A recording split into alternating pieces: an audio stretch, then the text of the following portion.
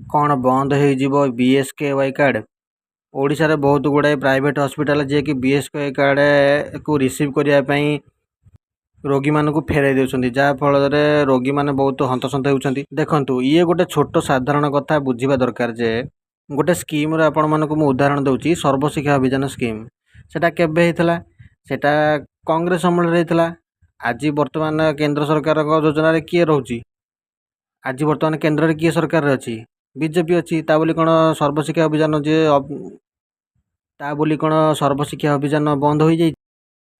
ଫ୍ରିରେ ଯେଉଁ ration card ଯେଉଁ ଆପଣମାନଙ୍କୁ ମିଳୁଛି, ଏ ରାସନ କାର୍ଡ଼ର ଯେଉଁ ସୁବିଧାଟା ସିଏ ଦେଇଥିଲା କିଏ? କଂଗ୍ରେସ ଗଭର୍ଣ୍ଣମେଣ୍ଟ ଦେଇଥିଲା। ତା ବୋଲି କ'ଣ ଆଜି ମୋଦି ଗଭର୍ଣ୍ଣମେଣ୍ଟ ଯେଉଁ ଆସିଥିଲା ସିଏ କ'ଣ ଯେଉଁ ଫ୍ରି ରାସନ ସେଇଟା କ'ଣ ବନ୍ଦ କରିଦେଲା? ନାହିଁ।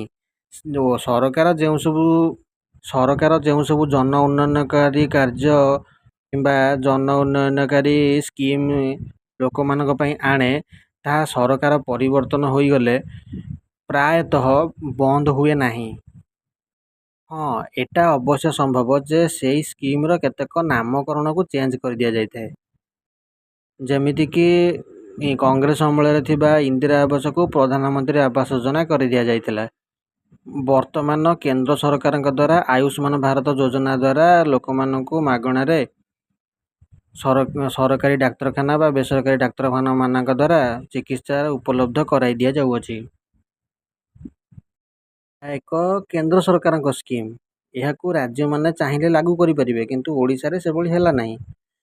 କାରଣ ଓଡ଼ିଶାରେ ବିଜୁ ସ୍ୱାସ୍ଥ୍ୟ କାର୍ଡ଼ ଲାଗୁ କରାଯାଇ ବିଜୁ ସ୍ୱାସ୍ଥ୍ୟ କାର୍ଡ଼କୁ ପ୍ରମୋଟ୍ କରାଗଲା। ଏହାର ଅର୍ଥ ଏହା ନୁହେଁ ଯେ BSKY କାର୍ଡ଼କୁ ବନ୍ଦ କରିଦିଆଯିବ। ହଁ, ଅବଶ୍ୟ ଏହାର ନାମକରଣକୁ ଚେଞ୍ଜ କରାଯାଇ ମୁଖ୍ୟମନ୍ତ୍ରୀ ସ୍ୱାସ୍ଥ୍ୟ ଯୋଜନା ଏମିତି କିଛିଟା ନାଁ ଚେଞ୍ଜ କରିଦିଆଯାଇପାରେ, କିନ୍ତୁ ହୋଲ୍ ଉପରେ କହିବାକୁ ଗଲେ ଏମିତି ସ୍କିମ୍ ଗୁଡ଼ାକୁ, ଜନମଙ୍ଗଳକାରୀ ଯେଉଁ ସ୍କିମ୍ ଅଛି, ଏଗୁଡ଼ାକୁ ପ୍ରାୟତଃ ବନ୍ଦ କରାଯାଇପାରେ ନାହିଁ। ବର୍ତ୍ତମାନ BSKY କାର୍ଡ଼କୁ କେତେକ ହସ୍ପିଟାଲରେ ଆକ୍ସେପ୍ଟ କରାଯାଉ ନାହିଁ। ଏହାର କାରଣ ଗୋଟିଏ ହେଇଥାଇପାରେ ଯେ ହସ୍ପିଟାଲରେ ବୋଧହୁଏ ବିଲିଂ କଲାବେଳେ ସେମାନେ ଏହା ଭାବୁଥାଇପାରନ୍ତି ଯେ କାଳେ ଆମେ ଯଦି ବିଲ୍ କରିବା, ସେ ବିଲ୍ଟାକୁ ସରକାର ଆକ୍ସେପ୍ଟ କରିବେ କି ନ କରିବେ।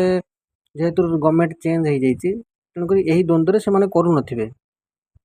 ଯଦି ନୂତନ ଗଭର୍ଣ୍ଣମେଣ୍ଟ ଯଦି ଏ ସମ୍ପର୍କିତ ଯଦି କୌଣସି ଅପଡ଼େଟ୍ ଦିଅନ୍ତି କିମ୍ବା ଏହାକୁ କ୍ଲାରିଫାଏ କରନ୍ତି କି ଏହା ବନ୍ଦ କରାଯିବ ନାହିଁ କିମ୍ବା ଏହି ସ୍କିମ୍କୁ ଆମେ ଆଗକୁ ଲାଗୁ କରିବୁ, ତାହେଲେ ହୁଏତ ଏ ସମସ୍ୟାର ସମାଧାନ ହୋଇପାରିବ।